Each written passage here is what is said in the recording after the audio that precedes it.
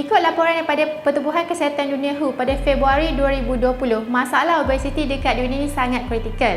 Sekurang-kurangnya 28 juta orang meninggal akibat obesiti ataupun berlebihan berat badan. Dekat Malaysia, hasil daripada Tinjauan Kebangsaan Kesihatan dan Morbiditi NHMS pada tahun 2019 mendapati 50.1% daripada orang dewasa mempunyai lebihan berat badan ataupun obesiti.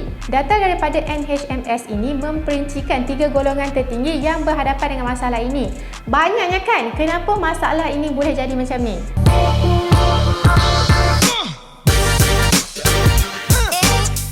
Macam yang kita tahu, dekat Malaysia ni senang untuk kita dapatkan makanan yang sedap-sedap. Dekat mana-mana je kita pergi akan dihidangkan dengan menu yang sedap-sedap dan makanan yang sedap. Tambahan pula, dekat Malaysia ni selalu sangat buat pesta makan. Okey, macam yang kita tahu, contohnya adalah pesta makan, pesta Thailand, pesta kek dan bakery dan sebagainya. Tapi kan kadang-kadang kalau kita makan dekat luar selalu pun tak elok juga, sebab kita tak tahu makanan tu disediakan macam mana, sama ada baik, sihat ataupun sebaliknya. Untuk mengelakkan masalah ni, korang boleh je masak dekat rumah, sebab bila kita masak kat rumah kita tahu yang makanan tu sihat dan bersih. Bagi korang yang tak reti nak masak, sekarang ni dah ada banyak teknologi yang memudahkan kita untuk masak. Perasan tak sekarang ni kalau kita beli perkakas dapur, contohnya kalau kita beli oven atau air fryer, dia dah sediakan siap-siap resepi dalam tu. Senang je kan? Cumanya rajin dengan tak rajin je. Sebab yang kedua ialah menu makanan dekat Malaysia ni kebanyakannya berlemak dan juga berkalori.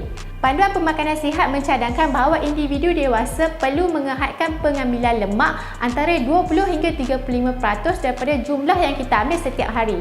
Memang tak dapat dinafikan walaupun kita ni disediakan dengan makanan yang sedap-sedap, tetapi kebanyakannya ialah makanan yang berlemak dan berminyak. Pengambilan makanan berlemak yang tidak dapat dikawal dengan baik dan teratur akan menyebabkan kenapa kita obesiti. Kadang-kadang tu kita main makan je sebab sedap, ada yang bertambah-tambah. Ini akan menimbulkan masalah di kemudian hari. Tapi korang sekarang ni kan nak kurangkan makanan berlemak dan berminyak senang je, sebab kita ada teknologi pada air fryer. Air fryer ataupun alat penggoreng tanpa minyak ni merupakan alatan wajib yang ada di setiap rumah, betul tak? Kajian mendapati bahawa penggunaan air fryer ataupun alat penggoreng tanpa minyak ni boleh mengurangkan pengambilan lemak sebanyak 80% dalam setiap makanan yang kita masak. Bukan tu je, makanan kita akan lebih cepat masak berbanding kita guna microwave ataupun oven. Contoh macam Xiaomi Air Fryer ni, ia mampu mengurangkan minyak dan juga lemak dalam makanan kita. Dengan pelbagai jenis makanan, korang boleh masak dalam ni, daripada boleh buat buah-buahan kering hingga kan ke daging. Itu lebih selamat. Yang ketiga ialah selalu makan lewat malam. Okey, bagi yang korang yang bekerja, Azhar faham, korang mesti akan cari makanan pada waktu malam. Yalah kan, sebab kita dah balik malam, penat kerja kan. Lepas tu mestilah kita akan beli makanan-makanan dekat luar daripada masak dekat rumah. Menurut kajian oleh Perelman School of Medicine di University of Pennsylvania, didapati makan lewat malam boleh mendatangkan kesan negatif kepada kesihatan. Contohnya boleh menyebabkan ketidakhadaman pedih ulu hati dan juga risiko untuk dapat sakit jantung.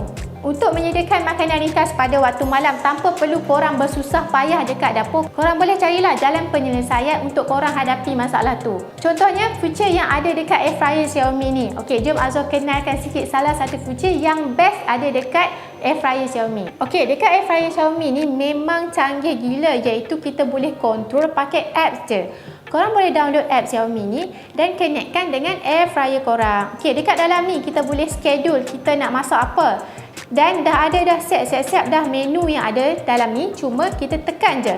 Tapi pastikan menu yang korang masak di waktu yang tengah malam tu ialah menu yang ringkas-ringkas dan tak berlebihan. Yang keempat ialah malas bersenam. Macam kita tahu rakyat Malaysia ni malas sangat nak bersenam, malas sangat nak keluar rumah, pergi walking ke ataupun pergi ke gym. Kalau kita tak aktif, badan tidak menggunakan tenaga daripada makanan yang kita ambil. Orang dewasa digalakkan untuk bersenam selama 150 minit seminggu. Bagi korang yang mula-mula nak berjinak bersenam, memang agak susah untuk kita konsisten bersenam setiap hari. Tapi percayalah, penurunan berat badan walaupun sedikit, dia akan memberikan kesan positif terhadap diri kita sendiri. Untuk mengelakkan perkara ini berlaku, kita boleh je mengamalkan diet yang sihat, ambil makanan yang tidak mengandungi lemak dan kalori yang banyak, makanan yang tak berminyak lah, senang cerita kan. Ataupun cara yang lebih mudah untuk nasihat dan mengambil makanan-makanan yang kurang berminyak ni, gunalah air fryer. Jadi guys, kurangkan minyak dan lemak dalam makanan dan jagalah kesihatan anda, okey?